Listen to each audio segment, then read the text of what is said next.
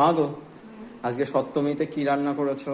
কি রান্না করব? নিরামিষ বন্ধুরা। কি রান্না করেছো? দেখো, এখানে করেছি চাল কুমড়ো সর্ষে দিয়ে, আর এটা করেছি পটল দিয়ে, আলু দিয়ে, সোয়াবিন দিয়ে রান্না করেছি। দেখো সোয়াবিনের তরকারিটা বন্ধুরা, গরম মশলা ঘি দিয়ে।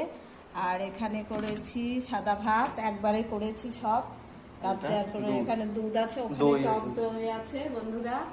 আর কালকে ভিডিও দিইনি, কালকে আমার ষষ্ঠী ছিল, দিতে চেয়েছিলাম। আমি কি করেছিলাম, বাঁধাকপির তরকারি আর একটা তরকারি করেছিলাম, আর ছেলে মাশরুম নিয়েছিল। আর বন্ধুরা যে ডিম আছে, এখন আমার কোনো অসুবিধা নেই, আমার নিরামিষ চলছে।